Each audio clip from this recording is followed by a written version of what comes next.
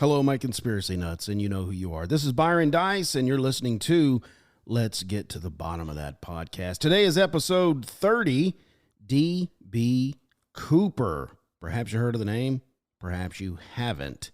But before we get into the show, I got a quick word from the sponsor of this podcast, from Spotify. Hey guys, real quick before we start the show, wanted to let you know kind of how we do things around here, how we do the podcast. If you've ever wanted to make a podcast, we use Spotify. Spotify's got a platform that lets you make a podcast really, really easy.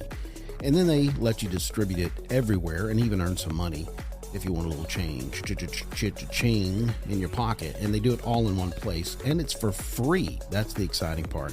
It's called Spotify for Podcasters. Here's how it works. They let you record and edit podcasts right from your phone or your computer. And then they'll let you distribute your podcast to Spotify and everywhere else podcasts are heard. And if you want to take your conversations to the next level, they have really cool features like Q&A and polls.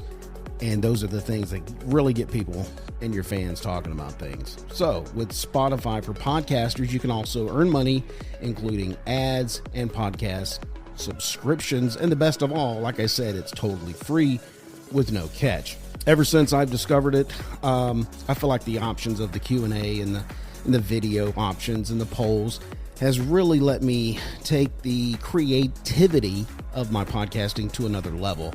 I highly recommend you give it a try. Download the Spotify for Podcasters app or go to www.spotify.com/podcasters to get started today. Dice Man Enterprises exclusively presents a talk show that will get to the bottom of things once and for all. And now here's your host for Let's Get to the Bottom of That. Three weirdos on a mic. Mics are hot. Hot. The mics are hot. Mine might still be off, dude. I think so. I don't hear anything. Say something? Test. He's there. Yeah. I'm there? He's Okay. there. You're there. Welcome into another episode. This is Byron Dice. I am joined by Mike and Jason. What's up, fellas? Hey, What's going up, on? folks? How's your week going? So far, so good. So far, Can't believe so it's good. already Wednesday. It's Wednesday. It's time for another one. This is my small group. It This is? your Yeah. Yeah. I treat this like my small group. Okay. Just hanging out with you guys, talking about stuff treat that, this like that my are family. weird. This is your family. This is an is like extension family. of my family. Okay. It is. Well, we have spent a lot of time here over the last 6 months together. Can you believe it's been 6 months? It's crazy, right? That is kind of crazy. Yeah, it's crazy. It's gone by quickly. Today we're talking about D.B Cooper. Now, before we get into that, there's probably some stuff that we got to go over real quick that is a hot topic. And I know that we've mentioned, and let me say this first. D.B Cooper, if you have heard of D.B Cooper, which this is like a 50-year-old cold case that's never been solved. If you have heard of it, you never heard us talk about it. That's right. That's a fact. If you haven't heard of it, buckle up, and this is going to be enjoyable for you because we're going to give you some information you haven't heard before about this man named D.B Cooper. Yep. Okay? That being said, we have talked in the past about Trump being indicted, and we were like, what's going on? It's been like 2 weeks. We mentioned it on the show before. We were like, Trump, they said he's going to be indicted. Well, as of the recording of this show, Trump has been indicted. Mm-hmm. And I went, like, when it happened, I was like, okay, what does this mean exactly?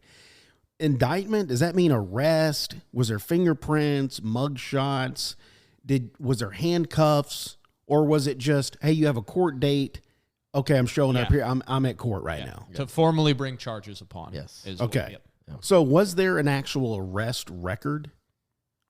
What does that mean? Like, was he arrested? Yeah, like, did I do with the fingerprints and did I book you That's a good question. on criminal? I don't know if he did all that. Yeah, I don't know. You see what I'm saying? I was always confused because Trump's being indicted. I was like, okay, indictment? Is he arrested? What? Yeah, I don't think he was arrested or detained or anything like that. I think he probably just had a court date. Yeah. Okay, so if you didn't show up, then we have an arrest warrant. We'll go after you and bring Right. you in before the court. Yep. Right, but I Okay. think they have terms right now whether he can go here, go there. I'm sure he can't leave the country. So that's probably why they don't have any warrants to, or any stipulations to keep him detained in New York. Yep. in He's New back- York, Yeah, where he'll for sure get a fair trial, right? absolutely. Is that true or not? That's not true It's at all. not true. I don't think it Well, is. here's the deal. Why? Here's the deal. Liberal. Are you telling? So they said 36 felonies were brought, and he said not guilty to all of them. I don't know what all the 36 felonies are. Okay, he said not guilty. So does this mean bail is set at $200 million? You can go back to Florida. Yeah, Okay, you're released under your own recognizance or whatever. absolutely. I don't know if did I say that word right? Sure. I said, is it cognizance? Dude, if you would have just went with it, like No no one one would have would've challenged you. I'd, What am I doing here? That's what I just felt like anyway. So he went back to Florida, but is there a trial set now Yeah. in front of a jury? Yeah.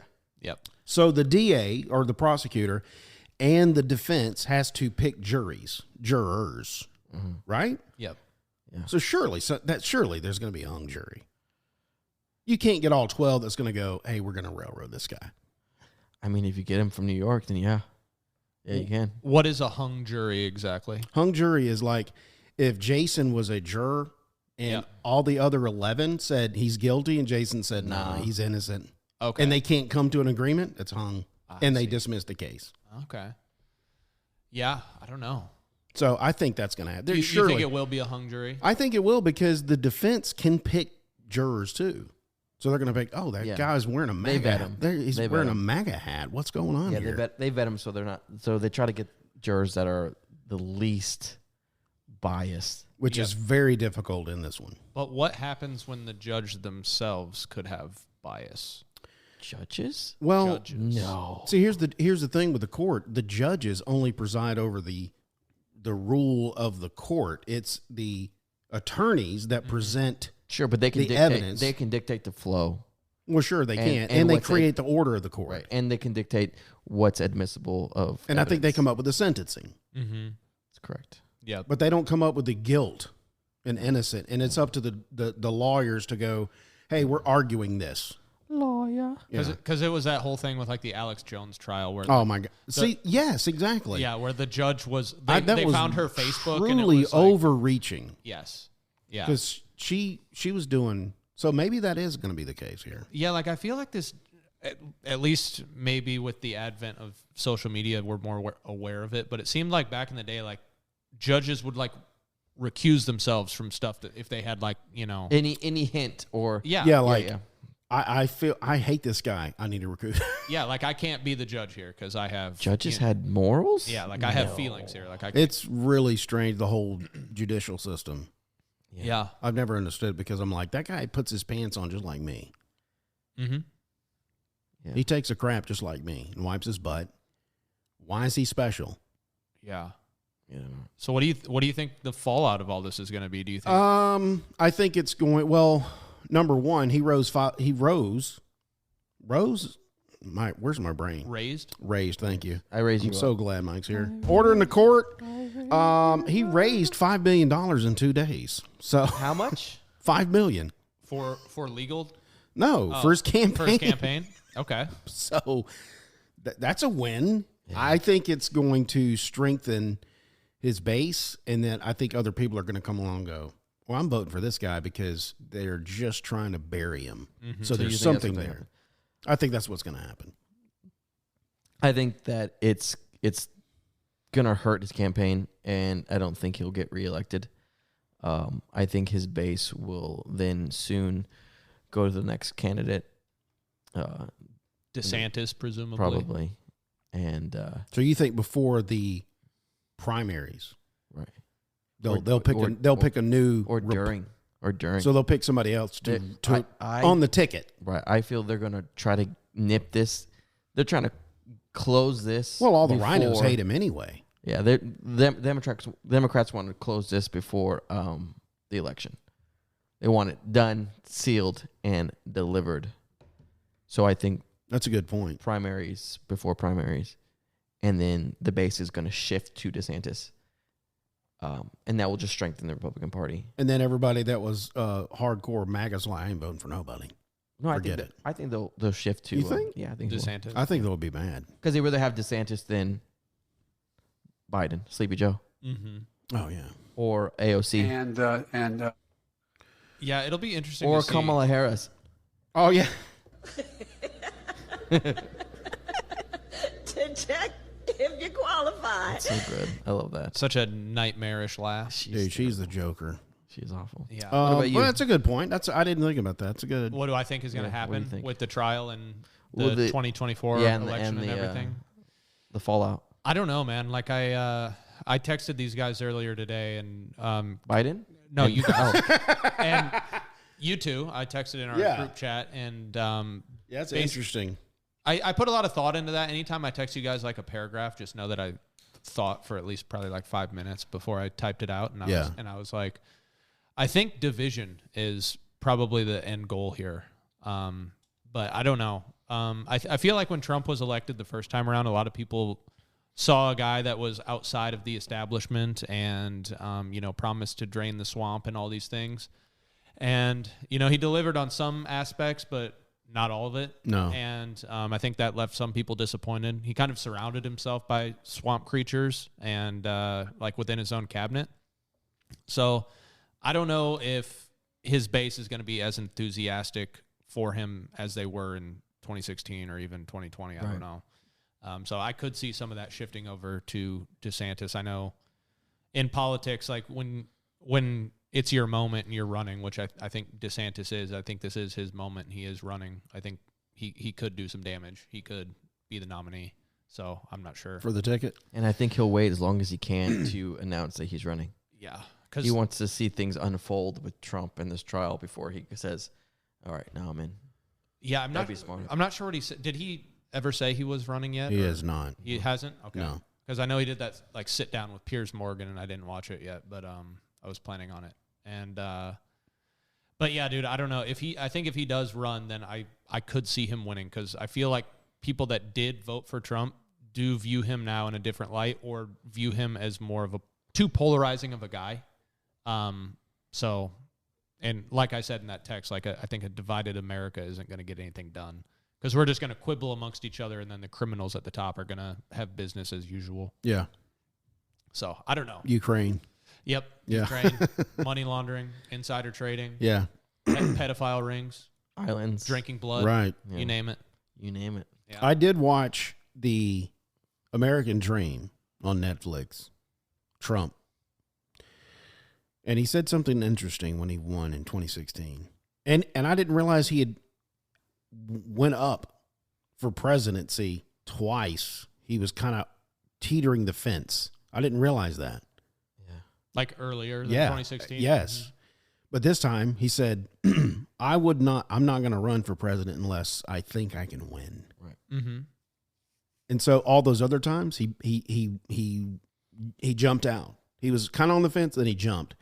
This time he was like, he jumped in. So I was like, whoa, he thought he could win this time. So I wonder if that's the same mindset when he said, I'm running again. Mm-hmm. If I know I can win, I wouldn't do this if I couldn't win. I don't. He's crazy. I don't know what he thinks Yeah, most of the time. Listen, Cheeto dust. There could be like an element of ego to it because Yes. he does have an ego to himself. Oh, Obviously. definitely. So I mean, maybe Yeah, it's, Yeah, and watching that documentary, it doesn't do any presidential stuff. It does everything he did as a businessman up to that point. Mm-hmm. And yeah, you could see how he changed over the years into this other guy. Yeah. Where he wasn't as first when he was just right under his dad, coming out from his dad. Anyway, it's going to be interesting. Yeah. So grab the popcorn. It will be. Yep. It's going to be interesting, and we'll be here to talk about it. We will. Are we gonna have like an election? We should. You mean like a live Live stream. Yeah. live stream? That'd be awesome. We could do that. We could. Order some pizza. Yeah. Yeah. Stay up late. Yeah, stay up late. We could go live. That'd be fun. Yeah. Let me think about that. Yeah. It's interesting think because we I should have can video. broadcast this live if I wanted to. Right. Depends on like how long we want to cover it. Because Right. like with 2020, it Like, it who's- went on forever. Like, like fishy stuff starts happening in Fulton County and Maricopa County, and In Georgia. votes aren't getting counted, and weird stuff's going on, and no one, pipes are breaking, but not really, and all these crazy things. You're right. Hey, there's a flood. Oh, I'm just kidding. Yep. Everyone go home. Where's that suitcase coming from? Nothing is here. Why is there a suitcase under here? I was planning on staying over the night. Yeah. Just brought some clothes from home. Yep. We're conspiracy. Why is that theorists. lady over there counting stuff? I don't know. That was the weirdest thing ever. How did And nobody, why does anybody not talk about it? It's weird. Yeah. How did this ballot come from an empty lot? Right. You know? Why? I don't understand. Like, those are actual facts Yeah. that happen, and there's dead people, but they don't mention that as being part. They're like almost like, oh, those things are gonna happen. Well, That's not fraud. yeah, so they chalk those it up. things are gonna happen. They chalk it up as, oh, it's just some occurrences. It's not that prevalent. Yeah. So they chalk it up. It's like that's not gonna make the difference in the. Yeah. It's like, how could it happen even once though? That's the thing. Why are we even? Why do why we we letting it allow happen? it to happen? Why are we tolerating even one time? It could be so easy to stop that. Oh, absolutely. It could be. You know how? Voter ID. Voter ID, and then That's racist. if I took yeah, That's what they say. one vote will go down, and then that's the way it used to be. They'd go down to the wherever they voted. They'd count all the votes. Somebody come out and go, "Hey, so and so won." minorities don't have It a was driver's simple. license. They don't drive vehicles. I don't. Yeah, think they don't have the internet. They don't believe in that stuff. They don't have the internet. Yeah, Yeah, they got it. They don't have cell phones that are given to them by the government. I love. I don't know they who do, it 'cause was. That's Somebody was interviewing people of color in New York City and asked those same questions. I saw that. Yeah. And they're like, "Of course I do. I What are you have a talking driver's about? license right here. I What got are it you right talking here. about? What are you talking about? I got internet. You think I'm stupid? Yeah, dude. It was so offensive to It them. was bad. Yeah, it is they're- very offensive They're like, why would you assume that? to my people. Yeah. That- Oh, I didn't. It's the news media. yeah. They're the one that said it about you. Oh, you guys don't know how to read? I forgot. Let's talk about D.B. Cooper. Let's get into it. So I'm just going to give you just a synopsis. I can talk.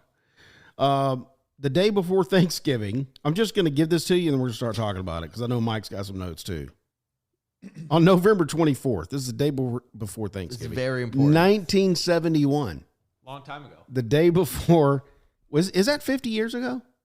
More than 50. Okay, so this is like over 50 years ago. Yeah. 1971, a man known as Dan Cooper skyjacked Northwest Orient Flight 305 from Portland to Seattle.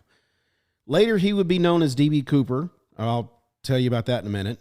He then ransomed the passengers for $200,000 in cash and 4 parachutes in Seattle. Upon receipt of the ransom money and the parachutes, Cooper ordered the jet to fly to Mexico City with a refueling stop in Reno, Nevada, along the way. Approximately 36 minutes after departing Seattle, Cooper donned a parachute, strapped the $200,000 ransom to his person, and jumped from the airliner in mid-flight, never to be seen or heard from again. That's the overview. That's the story. The big thing is he committed a crime because he ransomed money. From what I understand, the flight attendant was handed a note and said, "I have a bomb." Yep. And from what I understood, he opened it and she saw 4 sticks of dynamite and some kind of timer or some kind of apparatus. So it looked credible. She went and told the cockpit. Then they're like, "Oh, we got a ransom situation." They landed the plane. And correct me if I'm wrong, did everybody get off of that flight? Like all the passengers? Yeah. Yeah. When they landed? Once they got to Seattle Tacoma Airport, they did. Was there anybody else on the flight? What do you mean? Was it just him and the pilots? So when they got to Seattle Tacoma, he let everybody get off, and then 2 flight attendants get off. And they're on the flight with him were 36 other passengers and 6 crew members. So all 36 other passengers got off, and then 2 of the crew members got off. So it was just him and 4 other crew members when they were on that flight, intended for Mexico City, but ended up going to Reno. Okay. So we got flight crew. But was that the same person that the note was handed to? Florence. Yeah. Yeah. She stayed on? Yes.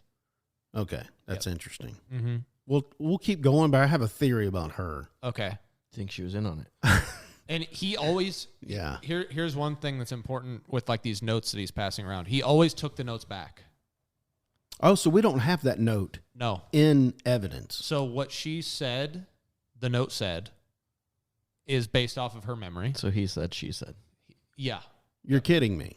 No, for real. So that's actually like a super smart move by D.B. Cooper, Dan Cooper, because we don't have that handwriting as evidence now. Yeah. You're right. Yeah. There was one person in the list of suspects who a lot of people call him a copycat of Dan Cooper. Like basically this happened in 1971. Then there was another guy that did basically the same thing in 1972. And they're like, oh, it's D.B. Cooper. He's doing the same thing again. The same person must be doing both of these. Except he was super sloppy and was like giving notes and letting him keep the notes. And, now they have his handwriting and doing a whole bunch of things wrong, basically. Yeah, it's pretty crazy stuff. Okay, so here was my theory. I'll just go ahead and say this, my theory. We're at your theory already. Well, I just want to get it out. I just want to get this theory out because I've been thinking about it all week. Because I find it interesting that nobody eyewitnessed the actual jump. Mm-hmm. The only thing that was speculated was I don't know if you know about 777s. They have a hatch that comes down at the back of the plane. Mm-hmm. This was a Boeing 727, though. Is that the same thing as a 777? I thought, no, it's a 777. 727 is what this Why was. they keep calling it 777? Oh, in the Netflix Yeah. thing? That's a Netflix, dude. They called it multiple people said it was. I don't know A if that- 777. Somebody's information is wrong. I think we Oh, need to so fact check shut the both show you guys. down. Fact check Mike. fact check it. Fact check it. Yeah, I've got to go now. Let's go to Wikipedia, dude. What? They know it all. That's Byron's go-to. Yeah. Keep talking. I'm going to look that up. Maybe 777 is the same thing as 727. Synonymous, maybe. I don't know that much about Boeing or their aircrafts, so I'm just going off what I've been told, and I did hear that in the Netflix thing as well, so I don't know. The 777. It was a 2. Why did they call that?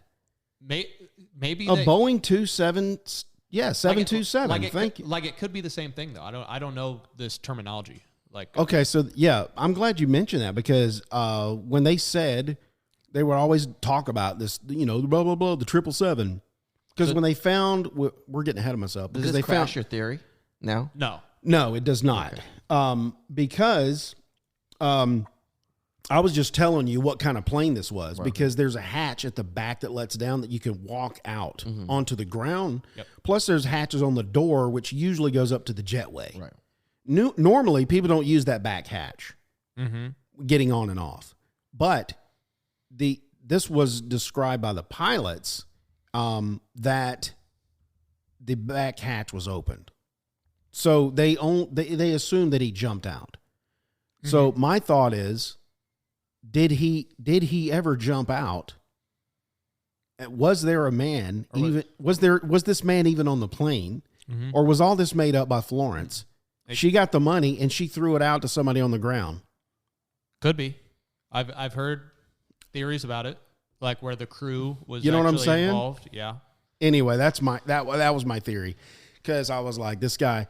They never actually saw him, but she may have thrown the money and the parachutes out just to like throw people off. She's on there. I don't know how she'd get the money later. And I don't know how she would recoup because they never found the parachute, correct? Like his parachute. Yeah. No, they never found anything that he had with him after he jumped, except for some money. Right. They found some of the money. Yeah, they found on the shore. Yeah, which was from that weird. Yeah. Right. Was it like a Mormon Right. family? Yeah, like a little boy playing in the sand found it. Yes. Yeah, And how did we determine that it was his money? That it was his? that's That a was great money. idea. This- How did we do that? The serial numbers. So, But did they explicitly say that? Because I don't remember them saying that. yes. Oh, okay, so they knew what money they had given. Yeah, so Okay. I don't know if it was in the Netflix thing, but it was in another thing I watched. I watched like 3 things about this, and there was basically what they did is, you know how they gave him the ransom in $20 bills. So he got 10,000 $20 bills, which weighs about like 20 pounds. So he got like a lot of bills. And basically what they... Now, how do we know that? How do we know that? Because... The $20. Because I have a... let me pull this thing here. I took a screenshot of this. Now this is interesting what you told me about the note, because I was looking at this information, and this seems to me that somebody, after she told the pilots, they told the ground crew, and they typed this up, kind of like the phone game. Yeah. You know what I'm saying? Because they're saying that he wants, and look how they type. It's like they don't type out everything. It's like he wants money in negotiable American currency. Yes. Yeah. And denomination of the bills are not important. Yep. So why did they give him all 20s? That's always been a kind of a mystery to me. It's like, did the note say that, or did they? Who made this up? Yeah, so that's, you know what I'm saying? That's a great question. So a lot of people have read into this a lot. So the negotiable American currency thing, some people think he's actually Canadian because of the way he said that. Yeah. Yeah. Right, because who asked for American currency? Yeah, because who even talks like that? Right. Yeah, and I do. Plus, we get into it later, the whole comic book thing. Do you have, Yes. Can I We'll have some talk about that in a American minute. coins? Do you have any American coins that I can use to get this soda pop? yeah. What's an American coin? Do you have any fiat currency? Yeah. Somebody with George on it? George, yeah. But the $20 bills that they gave him, so the bank that supplied the ransom was Seattle First National Bank, and Okay. they keep $250,000 in 20s just there for ransoms, just in case. What? Weird thing for a bank to do. Are right? you joking me? No, I'm serious. and they have that just sitting there. So they took $200,000 of it, and they already have all the serial numbers Ready to go. in a database, ready to go. So they give him the money, and they're like, okay, now our job is basically make it as hard as possible for him to spend the money. That's smart. Right? And so they sent the word out to, authorities, the general public, people in the financial sector, all these things to like, hey, look out for these serial numbers. And no one found any matching bills until February 10th, 1980, when that young boy was playing in the sand. But then that's all they found. Yeah, and he found like $5,900 or something like that. So I wonder Did he get to keep that? So he laundered Probably the not. money. So obviously he laundered the money through the cartel in Mexico. Mm-hmm. And I wonder how long were the bills flagged, the serial numbers flagged. So Right. let's say in 10 years, did any of them come up, after the fact? Mm-hmm. Right. Who Where, knows? yeah, because they're still in circulation even if you launder. Or they're just circulating in some small town in Mexico that he's just sipping a Mai Tai on the beach. Right. Yeah. Yeah. That's an excellent point. I don't know whatever happened to this money. Like Do you think the money on the beach was a throw off, or was it an accident? I'm not sure, but there was some weird stuff with that because you know how they estimated his drop zone based off of like what you said, when the back door or the aft staircase, as it's called, opened up in the back, they kind of estimated what time he jumped, and they estimated his drop zone, and the money was found like 16 miles away from the drop zone. And then people are like, oh, maybe he just put the money in the river and then the river took it there. But the river flows in the opposite direction. Okay. So then they had to come up with like an alternate drop zone. A bunch of weird theories came from that. Yeah. But basically they could never really explain how 3 separate independent bundles of cash all ended up in the same exact place, because they weren't like tethered together or anything. And how they ended up so far away from the estimated drop zone, and also how the rubber bands held the money in place were still intact, because they actually did an experiment with rubber bands of the same brand. They don't last when exposed to the elements. They snap. Yeah, it was planted. What? Yeah. I think it was planted. Yeah, so someone had to plant it. So it couldn't have been just it got lost in the river and took it there. Okay, let's break this down for a second. We've got rubber bands that were intact, bundled of money under the sand. How many years apart was it found? It was found in 1980, so 1971 is when he got the money. Okay, So 9 years. so 9 years. Let's just call it a decade. Pert near a decade. But we have confirmed that the serial numbers match what came from the bank. Yes. So you mean to tell me He went back. He and went planted- back and planted it 10 and years planted later. it 10 years later, just to with rubber bands. I don't believe it. wait a minute. No. Okay, so Is it you say, well, possible? you did your theory. Here's my theory. Okay, go. He jumped out the plane. While he was jumping out the plane, an alien spaceship sucked him up. I knew Jason was gonna go there. Sucked him up. I knew it. Did experiments on him for 10 years. Okay, He had the money on him. They found it useless. They didn't that's do it. good. Yeah. Okay. That would explain the time. And then 10 years later, they beamed him down, shot him down back to Earth with the briefcase because they're like, we don't need this, And he lost some of it. and lost some of it. Okay. And just $6,000 flew out. Just $6,000 flew out. That's the best theory I've That's heard. your guy right there. It is no more or no less plausible than anything else that people say about D.B Cooper. Hey, where did the bomb go? Did he take that with him? He took it with him. Okay. Which makes no sense to On me. his I mean, back. I guess his fingerprints would be on it, so maybe it does make sense. Okay. Yeah. Yep. Okay.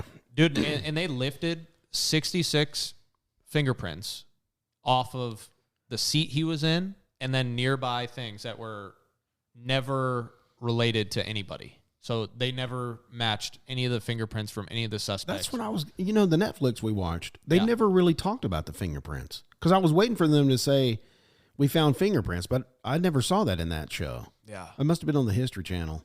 Dude, did you hear about all the stuff they had, like the evidence that they had?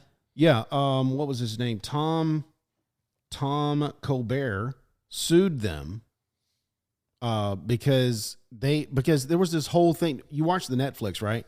Tom Colbert basically has been after this guy, Robert Rackstraw, and the FBI was like, no, we're closing the case. Yeah. It's case closed. Your evidence is whatever. Yeah. And the History Channel was doing a show, and basically he felt like he got railroaded by the History Channel and the FBI. So he sues the FBI, and then the FBI has to release all of the evidence out to the public that they've had. And it is a ton. It's like thousands and thousands of documents. Yeah. And people have sifted through this yeah, stuff. people have leaved through the literature on D.B. Cooper and written books about it and everything. There's people that have gone deep, deep, deep into this. That's funny you mention that because I didn't know this until I started researching this. I've always heard of DB. I've heard of this dude that this guy that's he jumped out of a plane. He was cool. He didn't get caught. But I didn't until I started researching, I didn't know how deep this rabbit hole went. Yeah. I didn't realize the community that was around this. And like people have gotten like mean death threats and, called ugly names because they didn't get it right. Or I think it's this way and you're wrong. Yeah. And I was like, wait, should we do this show? Because we're going to get some hate mail or something. We might, yeah.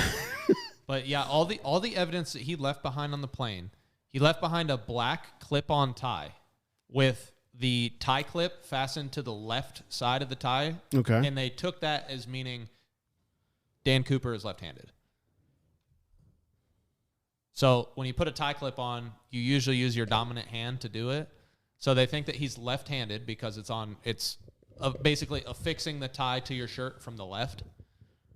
And, that's weird. And then there were 8 cigarette butts that were lost by authorities. And so those being lost, those could have been used for DNA sampling, basically. Yeah. Lost. Those were lost. And then So the fingerprints, the seat, everything around didn't come up with a match of anybody. it didn't. They were able to any lift known prints, database. but they never matched them to anybody. And As far as we know. yeah, and the other thing that he left behind is 2 of the 4 parachutes that he requested. So you know how he requested 4 of them? Yeah. So one of them was a dummy chute, so one that was basically sewn shut for training purposes. He actually took that one.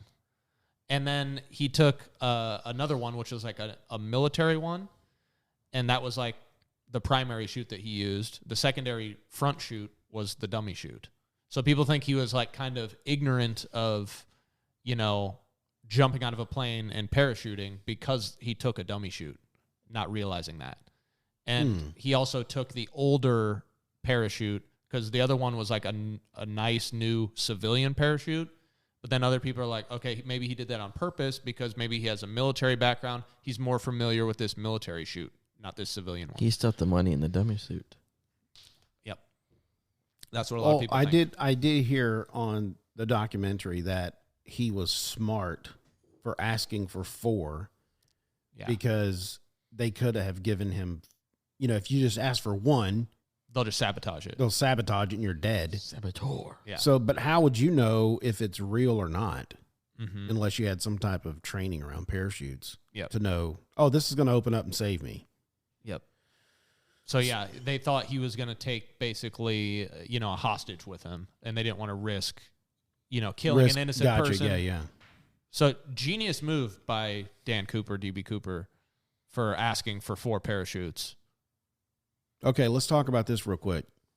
He bought the ticket and wrote his name, Dan Cooper. Yeah. The reason it's come up with D.B. Cooper is because the media botched up Yep. the name. They botched up his name. It wasn't D.B., it was Dan. But it's kind of cool that it came out this way because D.B. Cooper sounds cooler It does sound cooler. It does. Yeah. than Dan Cooper. And it made it more iconic. And so the media's like, well, we screwed that up, but Dan's over it. So here's the thing here. We don't even know who this guy really is. No one does. This is not even his real name. Yeah. It's not even the real name he put on his ticket. Right. Yeah. Dan Cooper that's not his name. Which is pretty crazy you could do that back in the day. You could Right. give any You name. didn't- Why would anyone give their real name then? If you can just put anything. I just didn't. So, I mean, yeah. Yeah. Everyone gives a fake name because you never know. Yeah. Yeah, back Just then, telling the truth. obviously you didn't have to show your ID or anything Mm-mm. to get in the airports. Yeah, you could smoke on the plane. Yeah, crazy. Just a tube full of smoke up in the sky. Yeah. Yeah, he was smoking. He was drinking bourbon. Yeah, he was chilling. Yeah, just public service now. If people ask you for your real name and you don't know who they are, just don't. I give always them. say George Washington. Yeah. Mine's always Javier. Yeah. What? Javier. Javier? Mm-hmm.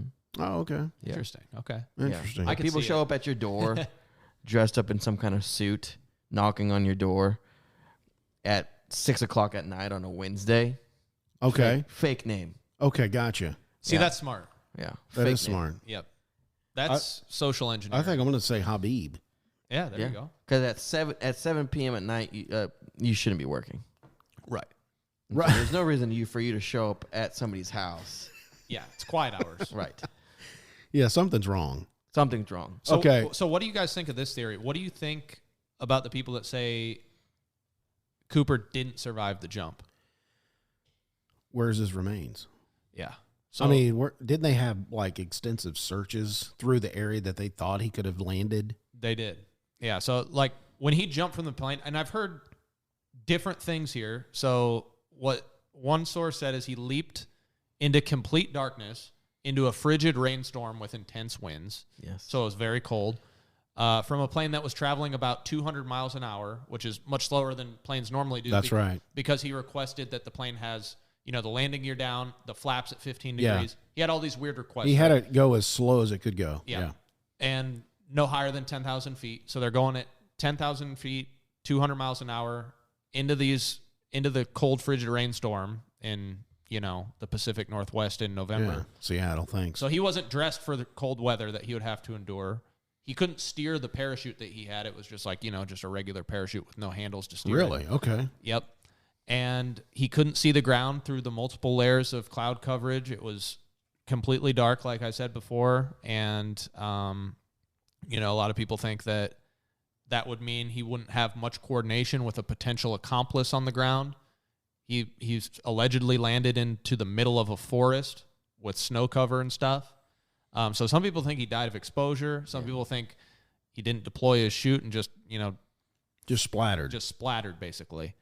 But I think we would have seen some type of evidence. Yes. The money, the chute. Yeah, I don't buy it because the people who say that, I think when you have like a helicopter and stuff and you're looking up at, the treetops of a forest, you would see like a parachute pretty easily. I feel. Absolutely. Not saying like he couldn't get lost, but then, there were no missing persons reports that were made to authorities that matched the description of Cooper either. So That doesn't float either because the money ended up on a beach 10 years later. right. Yep. So Well, that goes with your theory. He got it was an abduction. Yeah. Aliens Could've been. sucked him up. could have been. Now, do you think there was? So it makes sense to me that somebody was on the ground. It was a help a him? 2-man job to pick him up. Yeah, Could be. Yeah. I don't think so. you don't think? No. It'd be hard to do. Yeah. Two-man job. I mean, you got to, the other person you have to trust and know that they're going to keep quiet. And they have to be just as detail-oriented as you are and just as brilliant. And that's hard to find. It is. And So brilliance, detail-oriented, and also trustworthy. Yeah, you're not going to talk. And there were some last minute changes that would have screwed up their plans if it was all pre-negotiated. Because he's like, fly me to Mexico City, and then they're like, well, we can't because we'd have to refuel. How about we refuel here, and he's like, okay, Reno, Nevada, and then didn't specify like a flight path, so they were kind of free to choose a flight path. So No, I don't think. I wonder if he had I don't think so. communications though. Because I could say this. I say, hey, Mike, we're gonna plan this heist, right? Yeah. We have 3 options. Option A, I'll meet you there in 3 days. Option B, though, if I don't meet you in 3 days, go to option B, which is Reno. If I don't see you in 5 days in Reno, go to option C. okay, so I'm not looking for you fresh out of the sky. I'm meeting you at I'm counting on you landing and then meeting me somewhere. Yeah. Not picking you up in the woods. Yep. Yeah. Yep. So, See, the pickup in the woods makes more sense because you could stash the chute in whatever vehicle you had, and that's why we can't find the chute. Yeah. I don't know. stash the chute in whatever vehicle you had. Okay, so, Yeah, so whoever if somebody picks met up. him on the ground with like a car, or, Yeah, or you a could stash motorcycle the or something. suit. I mean, suit. I said. Why did he? I said That's suit amazing. He earlier. threw the tie off. What are you doing? Oh, it took the clip off. He just clip on tie. Yeah, what's left it on was the it plane, gonna dude. was it gonna be like this is gonna be a nuisance to me? I mean, I'm taking it off. He could have rolled it up and put it in his pocket. He could have. I don't know why he left it, but he did. So I mean, that's I just, this Misdirection. This I think dude. that he did a lot of things for misdirection. could be. Yeah. I've thought about heists all the time now listen. and how I would have misdirection. That they're saying there's CIA ties to this guy, like he's ex-CIA. Mm-hmm. Have you heard that Yeah. theory, right? Yeah. But which doesn't make sense to me is, but like, who are you saying he's ex-CIA? You don't even know who this guy is because he used a fake name. Maybe the traits. Maybe the. Yeah, they just assume that. I know they went down like the Rackstraw rabbit hole big time with like his CIA connections, and they thought he like killed his dad and like all these different things. But yeah, like you said, like I don't know. It seems like the CIA thing got pulled out of thin air. It's like their butts. it kind of makes sense because of the way that it was pulled off. It was so thought out and executed. Like I mean, the typical guy wouldn't have, unless you're just stumbling through this, and this is what it is. It seems very calculated. Mm-hmm. You know what I'm saying? Everything seemed calculated. The note handing, the briefcase. Mm-hmm. I don't care. I'm smoking. I'm bourbon up. It seemed very cool and collected. It didn't seem rushed or panicked. Maybe he's been planning this for decades. Yeah, like the passengers that got let off the plane, they weren't even aware that the plane they were in danger at all. They had no idea. Yeah. And meanwhile, the plane is just in like a holding pattern for 90 minutes while they secure the ransom and like get all these things ready. And people, Yeah, and they were like, "Why are we doing?" And they were just, and there's just some guy with sunglasses on in the back of the fuselage. Just and there was sunglasses, right? yeah, he put those on once he got on. Yeah. See, Yep. Yeah. People have asked for a motive. So Tina Mucklow, who was one of the flight attendants, asked Cooper. I think it was kind of like a loaded question. She was like, "What's your grudge?" or something like that, and he was like, "It's not because I have a grudge towards your airline. I just have a grudge. It's just because I have a grudge," which is weird, right, to say. I just have a grudge. Yeah, and he further clarified this by saying that Flight 305 just happened to be in the right place at the right time. Wrong. He said that. Wrong. That's what he said. Wrong. He said that to the flight attendant. Yeah. Absolutely not. Then that was one miraculous heist or ransom. Yep. So you think 305 wasn't in the right place at the right time? It was, I'm doing this flight right here. This. Yeah. Yep. I'm doing this right here. It has to be. He had to know. It seemed very planned. I don't think it stumbled. I think it's very calculated. Yep. I don't think he's just like, "Hey, I'm going to try this." So, like, he had no reason. He said it's just a grudge. So, question to you, gentlemen.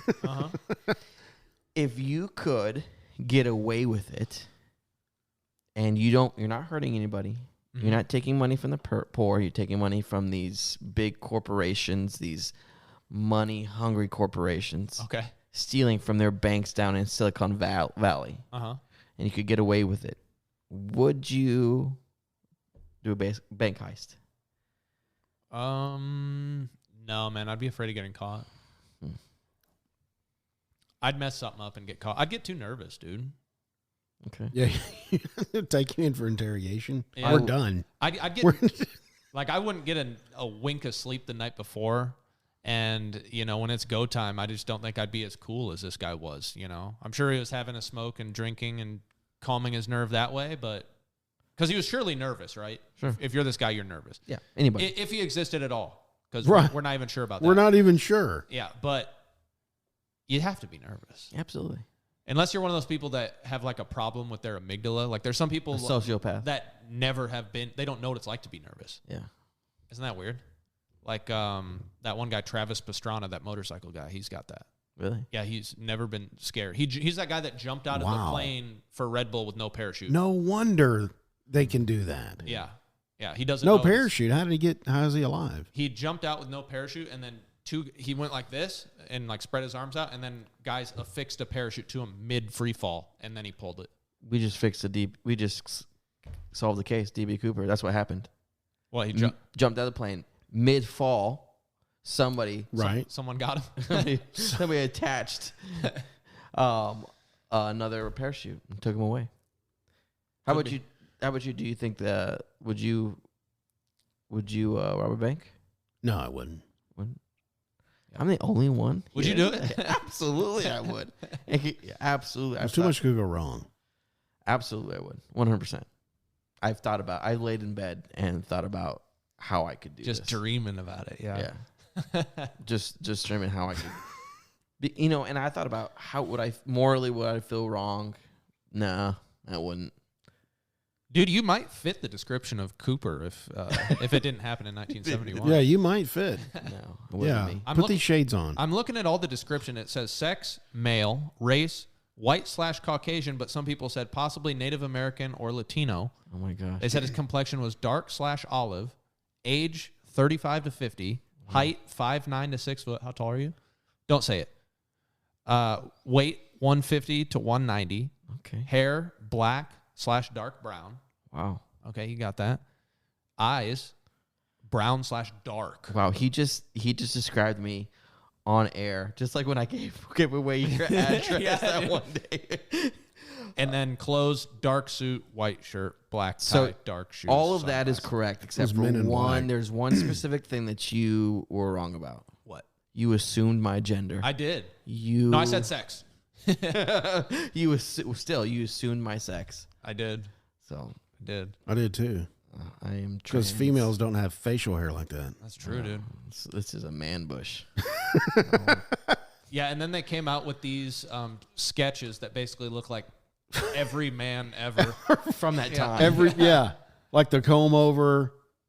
It's just crazy. That's why there were so many suspects, because everyone's like, this guy looks like, my coworker. This guy looks like that drawing. Yeah, that's my brother-in-law.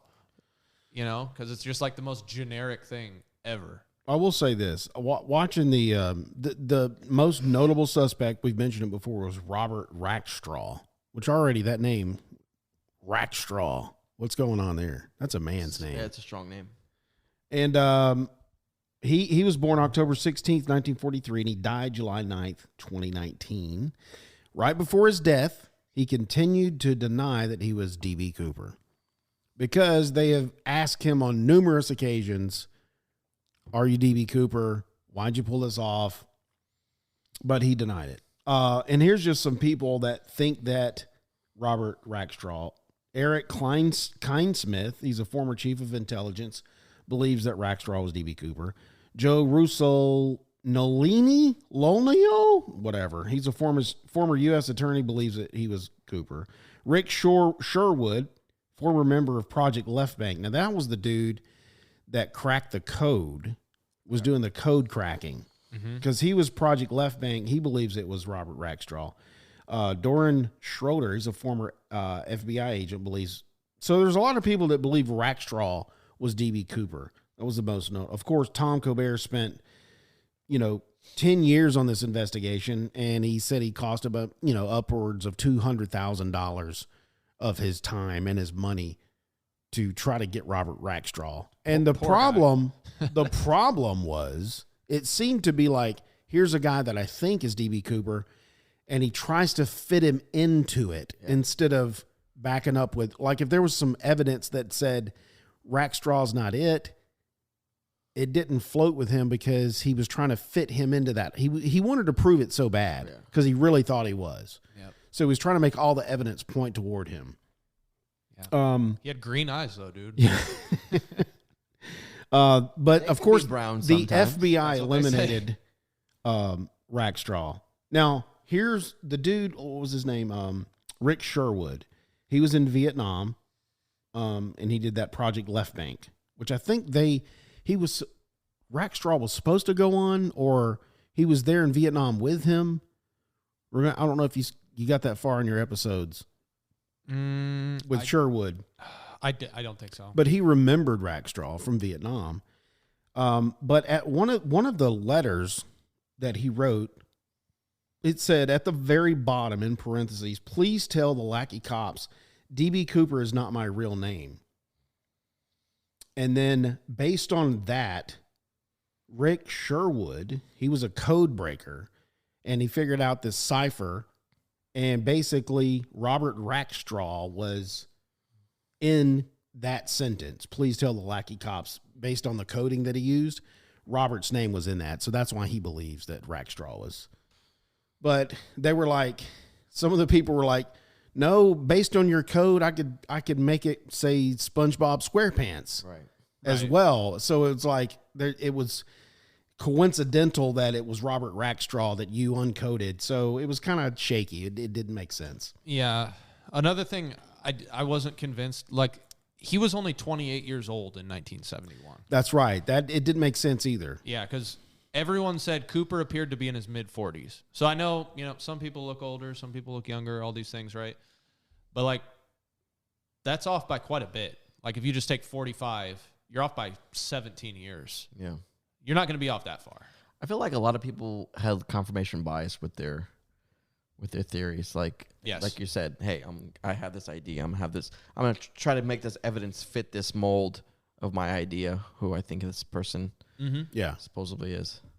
Yeah, they set out with their theory, and they didn't try to disprove it. They tried to prove it, basically. Right. Yeah. Because you should basically... I'm for sure know that Jason robbed, the National Bank. Mm-hmm. I know he did it. He stole the Declaration of Independence. I saw him do it. Mm-hmm. He had his family in the car. It was ridiculous. Yep.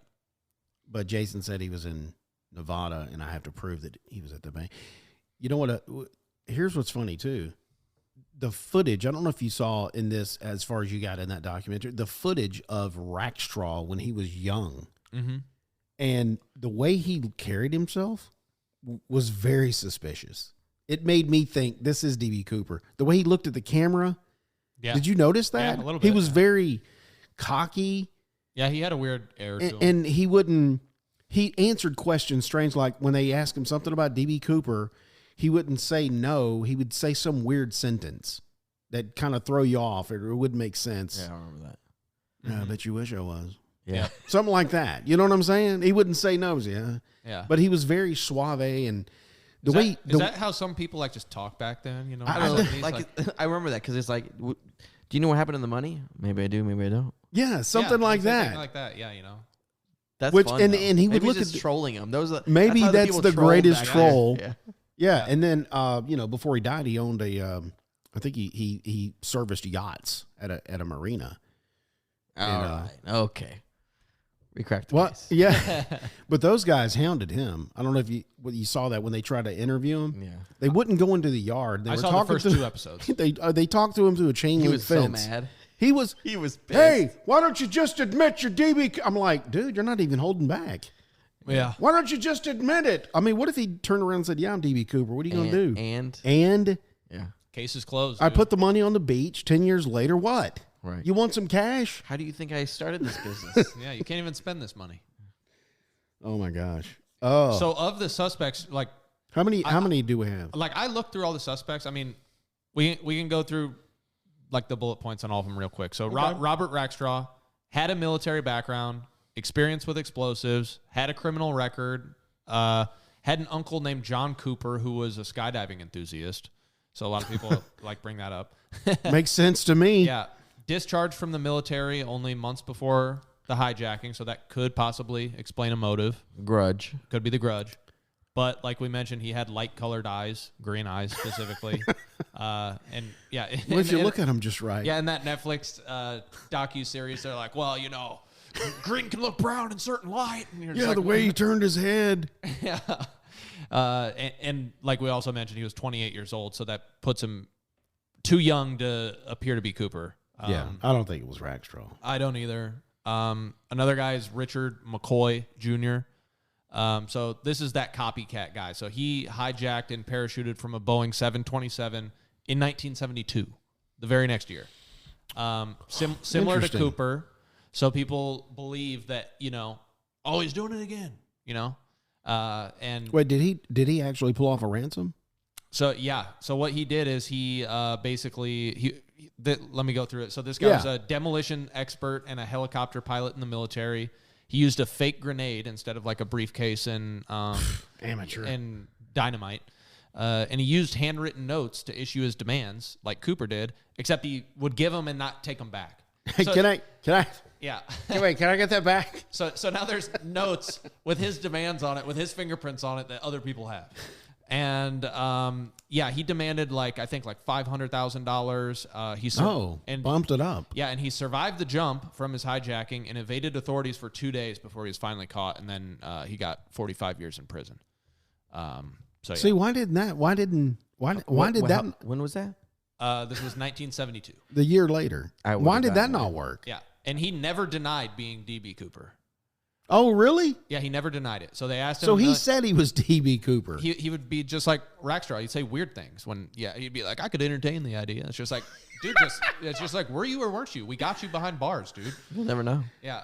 I don't know. It's like one of those weird things where like there was all this media notoriety around Cooper. Yeah. And then now you got a bunch of people like kind of aspiring to be Cooper, you know? So like, yeah, it's kind of like, hey, I think I can pull that off. yeah, it's like a weird part of human psychology, like with the Black Dahlia murder, for example. They never found who did that, but they had like 50 people say they did it, and none of and then the cops like, okay, you clearly didn't, you know. So The Zodiac, they never called him either, right?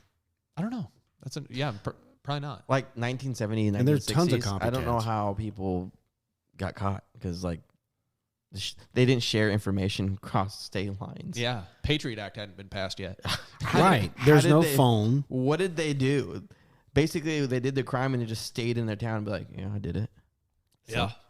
So this dude jumped. I would have done so many things. I would have stole so much money. If I was born in the 70s, I would have been. I'd be rich. I would have been rich. Dude, crime was easier back then. Yes, you would have been absolutely. D.B. Cooper. Should have been. Yeah. Maybe you were are. born too late, man. Dang. Can't steal nothing. I can't steal nothing. Yep. They're watching you. So this guy he survived the jump. Yeah. And was he running through the? Was he? Yeah. Same way that running through the Cooper woods. Did. I don't know. He was. Was it the same flight path? I don't think so. Okay. No. I think it was in the same part of the country though. Okay. But so a bunch of woods. Yeah. Yep. Wow. And jumped from the flight the same way Cooper did with that aft staircase from the back of the fuselage. I'm outta here. Yep. Did he throw the tie? I don't know. I don't think he. See, that's a fail. Yeah. He had a bow He tie. should have. It'd be, Yeah, Cooper's like, well, this time I'm not leaving the tie behind. Yeah. It'd be funny if he dressed exactly the same as him. He's like a cover band or Yeah. something. Yeah. But yeah, he was also only 29 years old at the time of the hijacking, so he was too young in 1971. And then there's a few others like Kenneth Christensen, served as a paratrooper in World War II, worked for Northwest Airlines before and after the hijacking as a mechanic and flight attendant. He was 45 years old at the time of the hijacking, so perfect. That's simple. Okay. He was left-handed, which Gotcha. Cooper appeared to be based off of That's him. Kind of weird evidence. So they're like, yeah. He told his brother that he had a big secret shortly before he died that he couldn't tell. Yeah. I'm going with Kenneth. Which is just a weird thing to say. It's like, hey, dude, I got a big secret, but I can't tell you what it is. Wait a minute. And then you die without telling him what it is. You're dying, right? Why don't you go ahead and tell me? Yeah. I'm a transgender. Yeah. And then Why didn't you tell me before now? I thought you knew. We could have had so much fun. I saw on the Wikipedia page that there was actually a transgender suspect. Really? Yes. What? Wow. For Yeah. DB? Yeah. If you go to the Wikipedia page, Are you joking? yeah, I'm serious. It was like Angela or something, and I was like, "What? And I read it, and they're like, "Yeah, this was like the first." You think they made that up? It was like the first person in the U.S. who did gender reassignment surgery. I think They just want to be inclusive. Are you They did. serious? You think that was made up though? Because you can put anything. you can on put there. anything on there, so they could. I wonder if they made that up for the Times. Maybe. See, transgenders. Yeah. Back They then. commit crimes too. Which we found out they do. We have. Oh, we have. Found yes. that out. Yes. Here recently. That's Don't definitely deny it. And this Kenneth guy, he had over $200,000 in his bank accounts that was discovered by his family after his death. So they're like, "Oh, where'd you get that?" Well, that doesn't match because of the. Serial numbers. Yep. Yeah. Right. And Florence Schaffner, so the flight attendant, she stated that photographs of Christensen bore a strong resemblance to her recollection of what Cooper looked like. Oh, Florence. But he did not match the physical description of Cooper. He was both shorter and lighter. He was small in stature. And while Schaffner remarked about the resemblance to Cooper, she also remarked that Cooper had more hair. This guy had very thin hair. So Cooper had a strong hairline and thick black hair. So couldn't have been Kenneth Christensen. Couldn't have been. That's what they said. Couldn't have been. Yep. It could have been anybody. Oh, yeah, and the sums of money can be explained by sales of land that he owned. There was, paper trail that, So made it legit. it's possible that he could have already laundered this money. What if he had a banana stand and then put the money? The money's in the banana Banana stand. There's always money in the banana There's stand. always. Always. You get it. Yeah, of course. Arrested Development. Love it. Yeah. That's probably what happened to it. Yep. Dwayne Weber is the next guy. He told his wife shortly before his death that he was Dan Cooper. Oh, there you go. Weird thing to say to your wife if it's a lie, right? And then his widow said that he allegedly sustained a knee injury after jumping from a plane. So, okay, could be him. Found a bank bag similar to the one that contained Cooper's ransom in his possession. It was in his stuff. A year before the money was discovered at Tina Bar, which is that beach. that little beach along the river, the Columbia River, Weber reportedly had visited there. Weird. He had I'm tracking. Yep, he had a military background, a criminal background, matched the physical description. He was 47 years old in 1971. However, his fingerprints did not match any of the 66 unidentified prints lifted from the seat occupied by Cooper on Flight 305. Oh, man. And his DNA... So close. His DNA did not match the sample DNA that they found on the tie clasp because they found some DNA on that. They also found titanium. They did. Mm-hmm. They found a lot of stuff on that tie. Some rando stuff. Yes. I'm like, what is going on here? I didn't know ties had that much stuff on it. They used Yeah. to. Because they used to be made in America. They don't made in China I now. was like, titanium. Yeah, the titanium could tie into this next guy, William J. No Smith. pun As soon as I heard No pun titanium, I intended. thought of Wolverine. Yeah, That's adamant. But adamantium. Yeah. Anyway, So last guy is, and there's more suspects than this, but these, Will Smith. these are the high profile. yeah, these are the ones that everyone were like, okay, we got him. Yeah, Will Smith. yeah. That's a slap in William the face. William J. Smith, Will Smith, served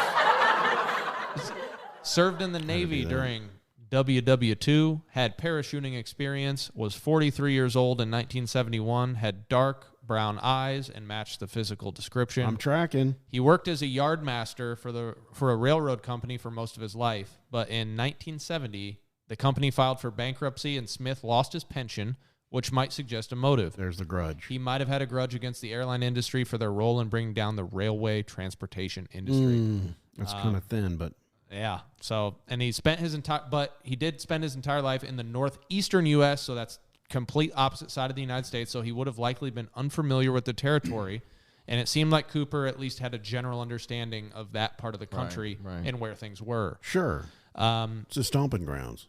Yep, and getting into that titanium, so the tie that Cooper left behind was examined with an electron microscope, which discovered several metallic particles, such as pure titanium, which was pretty rare in 1971, and that might suggest that Cooper worked in a chemical or metallurgical facility or a rail yard, like William J. Smith. Interesting. So I don't know. I don't think it was him. I don't know who it was. I don't think it was anybody. There's some interesting things. Yeah, it could have One been. one of the suspects, because of the titanium, he worked at some type of airline mechanic place where the titanium's from the wings. Where they demolish, where they take planes apart, Like a scrapyard? yeah, sort of thing? where they demolish planes, they take them apart, Mm-hmm. and that material was on the planes. Why would you be out there in a tie though? That's weird. Right. Yeah, a lot of people thought that Cooper could have been a Boeing employee because in 1969, 1970, they laid off 5,000 people. So that could have been his grudge. Like he was, laid off. Disgruntled. Yeah, he was angry at Boeing. So we got the grudge, and he did make that statement. Yep. He knew about how to get the flap down. Yeah. I mean, because I don't know how to get the flap down. I mean, sure. Yeah, Do you? I wouldn't even know to request. I wouldn't even know how to get the flap down. Well, the pilot did it. He just requested that they do it. Are you serious? Yeah. I thought they saw it go down, I didn't know that was a request. So he was on the phone at the back of the plane that basically was talking to the cabin, and he was like, "I need, all these things." And he was like, "Landing gear down, flaps at 15 degrees, no higher than 10,000 Wow. feet." How do you know this? How do I know it? Yeah. It's just what the crew said. Oh. Yeah. Oh, so the pilot said this. Yeah, the pilots were like, "This is what his demands were." And they argued back and forth because he was like, "I want the aft staircase down." Okay, so while we they take all- off. okay. And they were like, "Well, we can't do that because we can't take off with the staircase." That thing's going to be dragging. Yeah, sparks are gonna be Okay. flying. Well, see, that kind of blows the Boeing employee out because he would know that stuff, right? I know he would. Yeah. And Go ahead. Devil's advocate here. I mean, Go. if you're that intelligent, you're gonna have every detail locked in from your transportation, how the transportation works, every mechanical issue that might go wrong, might go right. You're gonna know. I mean, if you're gonna do this, you're gonna know. Yeah. You're gonna have contingencies upon contingency plans. Yeah, you gotta have. You're gonna plan, know what? plan A, B, and C for every possible. You're fork going to in the road. know. Always. You're going to know. Yeah, but you should know that I can't put this thing down before I take off. Yep. And he eventually was like, "Okay, that's fine, but you need to have Florence back here to show me how to lower it once we're in the air." And Did Florence lower it? she showed him how, and then he was like, "Go back up there, don't disturb me again."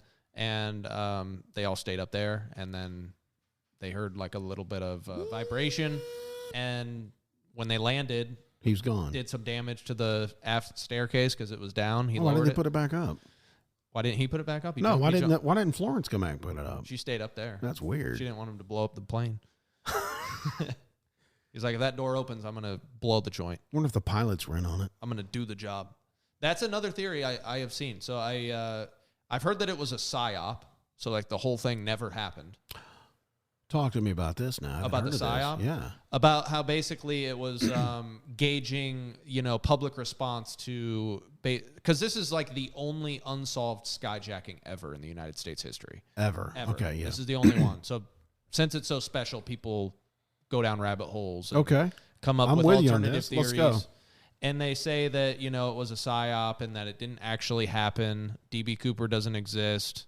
All these things. So it was like some sort of intelligence community exercised to see what the public outcry would be like. And Okay, so let's walk through this for a second. I like that. So here's I do like that because that kind of makes sense. That kind of fits. Let's walk through this. The players we have is Florence, okay, and the pilots, right? Yep. Because Florence, if there was somebody there, okay, what about wasn't there people that saw this guy over there? Maybe there was a guy there, but he was in on it, but nobody ever jumped. what are you talking about? A guy in on it? Like a guy on the plane, a passenger? Like the guy that's supposed to be D.B. Cooper. Didn't somebody else see him in that seat? Well, yeah, but it's like nobody other than the flight attendants really had a good recollection because he handed a note, said, "Hey, sit next to me. I have a bomb." And then they sat right next to him, and Florence. and he was passing notes Okay. to Florence and the other lady at a certain point. And they were really the only ones who ever got a good look at him. Everyone else, it's kind of like, hey, did you see that middle-aged cabin guy? was probably dark. Yeah, and they're like, maybe, I don't know, my kid was crying on the plane. Yeah. Who knows? And that's probably why you hear like all these different like ethnicities and stuff Sure. getting thrown out because they're like, oh yeah, he was brown, he was this, he was that. Okay, so it's possible that there wasn't even anybody in that seat. Yeah, could be. Okay, so that's possible. So let's just throw that out because, but yeah, I saw him. You didn't see anybody. So just sit down. But Florence sits there and makes this whole thing. Oh, there's a bomb. And then I go talk to the pilots. Here's what's happening. And then we circle while people get this together. We land. Police show up with the $2,000, right? They give it to, who do they give it to? With the 200,000. Yeah, that's what I meant. Yeah. Who do they give it to? They give it to Florence. Florence brings it back. He might be on Florence. something. Yeah. Okay. Yeah. Okay, Florence get back on because why? Oh, he requested me Right. to get back on the plane. I think you cracked this. Okay, so Florence gets on. I like where She's you're going. got the 4. I don't know how they carry. How's she going to carry all this stuff? I got 4 parachutes and I got a bag of money and $200,000. Okay, so I put it on the plane. Okay, guys, take off. Yep. Florence is talking to. What if she is the CIA asset? Yeah, and this guy Cooper, he's cool as a cucumber in the back of the plane. He's like, no funny stuff, or I'll do the job. And Yeah. just letting all these people, disembark from the plane. Yeah, everybody gets off. And yeah, and the weird thing that feeds into the psyop theory is these people didn't know that their lives were in danger and that the plane was hijacked.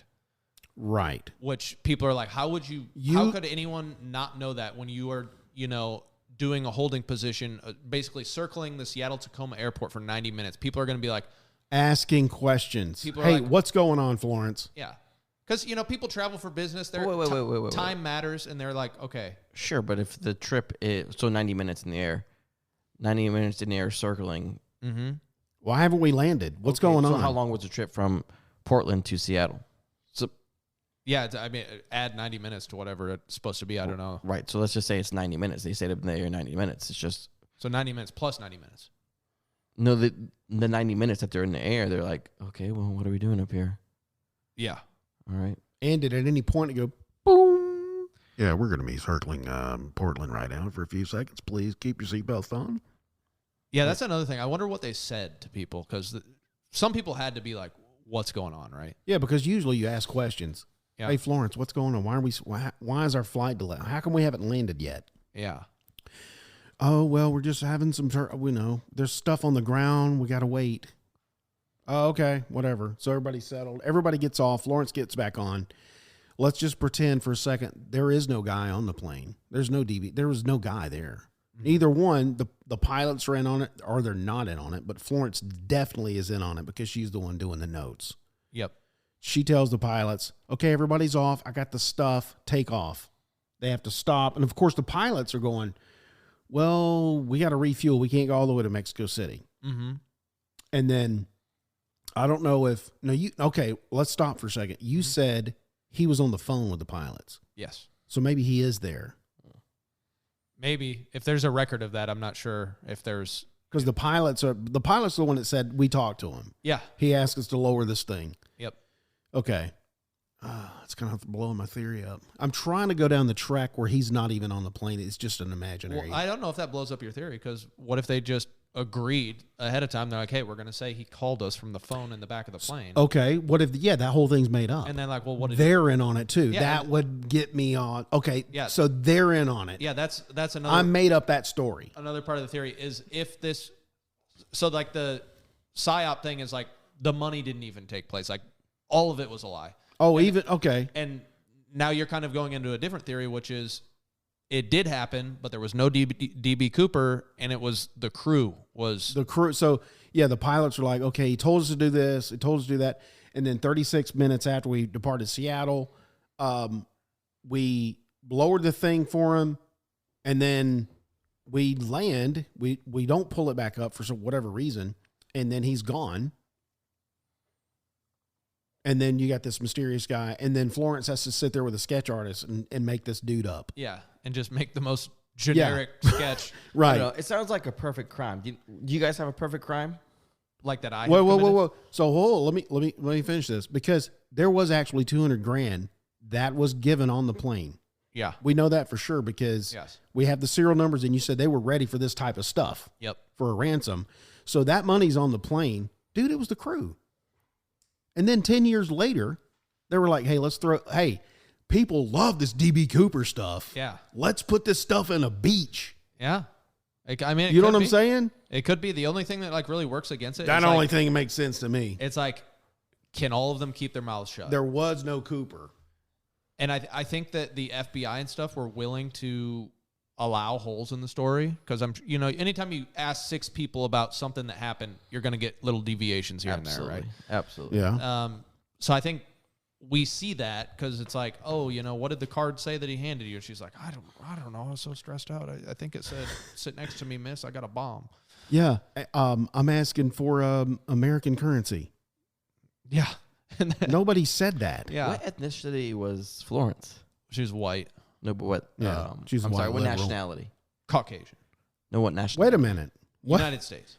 Okay. What are you talking about? Oh, you're saying, okay, England. She could be a white yeah, English woman. No, like what she like foreign. She could be a white English woman. From anywhere else than the United States. She was United States. She's American. She was the She's United American. So I think it was the She pilots in Florence. That's my thing. If she was I'm going Canadian, with that. then it was her. Oh, dude, we haven't even talked about the comic book. That's true, dude. Mention the comic. Did book. you hear about Yeah, this? that's the comic book. When I heard this, I had to rewind it because I was like, wait a minute, this comic book was in out publication before it happened. So anyway, for the listeners, there was a comic book in Canada. That's her. That's Florence. She's got the Canadian. money, dude. She's French. There was a comic book in Canada. I forgot the guy's name. His name sounded French. I forgot the guy who ever published it. If it's not English, it's usually French. But the comic book was the dude's name D.B. Cooper? His name was Dan Cooper. Yeah. His name was Dan Cooper. Yeah. In the comic book, he flew airplanes. He was a pilot. He jumped. He was a parachuter. All the things D.B. Cooper is. There was a comic book published. So it seems like either, the Canadians were like, yeah, D.B. Cooper's one of us because of this. That's what the Canadians are saying. Don't you know? Don't you know? They're just trying to sound cool, eh? But that is strange that there was a comic book in circulation. Dan Cooper jumped from planes. He was a pilot. He was a national hero in Canada. And they just copycatted this. If it was the PSYOP, hey, let's just make this thing look like this comic book. Yeah. Maybe that's a way to throw it off too. What if the author of the comic book was the Cooper? Could be. I'm going with the PSYOP. I'm glad you mentioned that. That makes the most sense to me, that there was no D.B. Cooper, and the pilot and Florence got the money and ran. Yeah, man, I went into the rabbit hole on some of this stuff. I watched some of the documentary stuff where it's sort of the meat and potatoes D.B. Cooper theories, and then I was like, I want the weird stuff too. Like, I want to see what like the Fringe is saying about. Did you know there's the Cooper Con? Yeah. Wow. Did you know that? I didn't know that. I saw this. There's a Cooper Con. That's silly. People are dressed up as Cooper. Then we don't know what he dressed up. We don't know what he looks like. I wonder when it started. Well, the sketch and the tie, the skinny tie thing. So it's just a bunch of white cis males. Yeah. Dude, imagine showing out there, everyone's just dressed like D.B. Cooper. That'd be so weird. Oh. And that one transgender person. Yeah. Oh, that's funny. Of course, you got the theory it was Loki. Oh, that's a good idea. Oh, because he was in the commercial. No, but that's what he did in his series. Explain it to me. Oh, you haven't seen but the also, series? Also, he had a commercial that he was D.B. Cooper too. Oh, he did? Yeah. Well, in the series Loki, Okay. he was doing a flashback of they were like, all these, you've messed up time and time again. Like, he'll mess up the timeline. Uh-huh. And he was like, oh, no, I haven't. And they said, remember that time? And they started doing the flashbacks. And one of the flashbacks was he was D.B. Cooper. In the plane. He jumped out, and Heimdall got him as soon as he jumped out. And That's my That's your theory? oh, my gosh. yeah, Heimdall took him back to Asgard. Aliens. So that's sort of like the abduction theory that you're going with. Yes. I see. Crack the case. So jump out of the plane, immediately beam somewhere else. Sucked up. Okay. But he did it on purpose because he knew Heimdall was going to suck him out of there. Yeah. And the So, aliens so did it 'cause- DB was like, I'm in cahoots with the aliens. So Jason's got the aliens. What do you got? I got the psyops. There was no DB Cooper. I think it might have What been do the you crew, dude. I don't know. That's what I'm thinking. Yeah, I mean, it could have been the crew. It could have been that, it was all just an intelligence agency exercise to gauge public interest. And it definitely something like has for this. 50 plus years. Yeah, I mean, they're probably like, okay, case closed in 2016. We've seen enough. We see what people will go off in the weeds with this. People will do all sorts of crazy stuff, and they love it. So I don't know, man. I really don't know. I mean, there's a million directions you can go with it. So. I think it's that. Now, here's the other thing. When you stepped away earlier, I was talking about the rabbit holes that I didn't know existed when doing research for this, because I just heard about it. When I started doing research for the show, I found out how deep this thing was. And there's a lot of hate out there for people that have certain theories that disagree with other theories. Oh, Have you heard this? Of course, yes. And I was telling Mike, I was like, are we going to get some hate mail? Yes. So we'll get hate mail because I believe it was a psyop. It was the crew. You believe it was alien abduction. So, and Mike thinks it was the crew too. So we'll get some hate mail. If you hate our theories, just leave it down in the comments of how stupid you think our theories are and why. Just blow holes in it. Yeah, that's totally fine with us. I mean, we're used to dealing with that. Have you seen a lot of flat our Earth comments? community? Huh? We got some comments on our shorts. That I like some of them. I did. You know what? There. We should do is when we do down the rabbit hole, we'll go over a lot of the comments. Yeah. We'll catch up on everybody's comments that Okay. we've done. I'm about to make a fake profile and then start clapping back. But You there should. was an interesting one, but I had to kind of correct the guy. What did he say? I don't know exactly. Or should we talk about it later? But I liked it. I went, He said he said the exact same thing that I said in the short. yeah. Oh, that's It was almost like he was saying, "No, it's this way," and I was like, "That's what I said." Yeah. And you I liked it. I said the exact same thing. Anyway, That's probably a bot. yeah, maybe A Russian bot. Dan Crenshaw. Dude, I've heard like 40% of the internet is bots. Yeah. So, like, whenever- 40%? Like whenever you're arguing with somebody, it's probably a bot. It's probably a Russian bot. Why is it Russian though? Always. It's always Russia. Why is it always? Can it be like India bots? No. Russia devotes a lot English? of their resources into bots Yeah. and cyber. And division of Americans. It's funny for them. What, being Russian bots? Yeah, I think so. They look like Russian bots when they're marching down the street. Well, this is a 50-year-old cold case. Everyone and their mother and brother has tried to get to the bottom of this. The three weirdos on the mic, we just got to the bottom of that. You heard our theories. It could be true. It could not be true. I don't know. But we'll see what happens. Yep.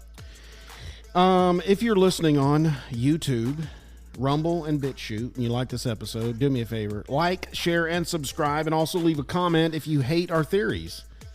If you're listening on any of the other podcasting platforms, please follow, turn on notifications so you never miss a show when we publish an episode. If you did not like this episode, which probably most of you don't because you love D.B Cooper, I thank you for listening this long. And tune in next week when you might hear Mike say, MK Ultra is still going on, just under a different name. wow.